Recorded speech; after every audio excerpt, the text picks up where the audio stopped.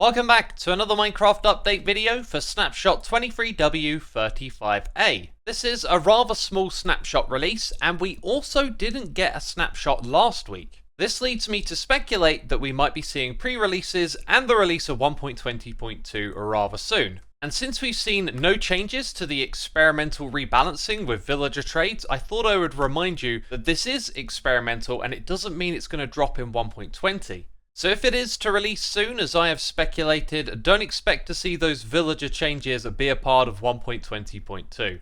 We also have a Mojang PSA to cover in this video, but it will be a short one because, as I mentioned, this is a very small snapshot. And because of that, I've now got some free time on my hands this evening. I'm going to do a live stream. I'm going to be playing Vault Hunters, and when you see this video, that means that I'm actually live right now. So after you're done with this video, if you want to hang out with me on Twitch, you'll find a link to my channel in the description box down below. So let's get into the changes. If you watched my last snapshot video, this will be a familiar sight as we investigated the changes to the mob attack reach, which would prevent entities like husks attacking a villager through a door, for example. Now, as always with these sorts of changes, there are a whole bunch of edge cases and things that weren't quite considered, and so a few mobs have changed their behaviour, like the Ravager here, who we can literally give a face hug to now, as the trapdoor's hitbox will prevent it from attacking us. It is not the same behaviour as an Iron Golem, which we can anger by punching it, then we can walk up to the trapdoors here. However, when I open this and stand closer, it can actually hit me. Okay, let's try again. Yeah, there you go, it can hit me.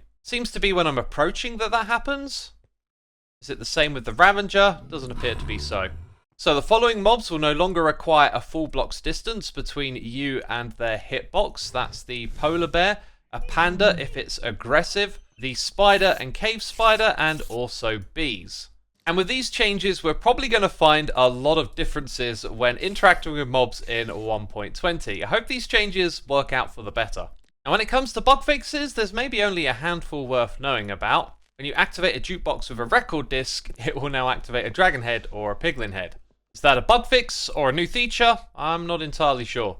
There was a fair bit of polish given to the camel's behaviour in this update. As you'll see here, you can distract a camel from panicking by feeding it with some cactus. This applied to other mobs too, like the frog, the goat and the sniffer. Here you can see some slightly odd behaviour from the baby camels as they're lured by the cactus, yet they like to look back to the adult camel. And a camel with a sitting passenger would knock its head back and forward as it would try and look at the player that was riding it. When it comes to bug fixes, there's very little else worth knowing about. For example, this subtle change in the GUI, or torches at the ender portal not emitting light. Most of these sorts of bugs were introduced just in the last 1 or 2 snapshots, so no major changes. It should be noted though, the Java version shipped with the game and the LWJGL library have both been upgraded in this snapshot. Now what about that public service announcement that I mentioned at the beginning of the video? This is your last call to migrate your Mojang account into a Microsoft account. You have just 20 days to do this because at this time, on this date, any accounts that aren't migrated will no longer be able to sign into Minecraft.net or the Minecraft launcher.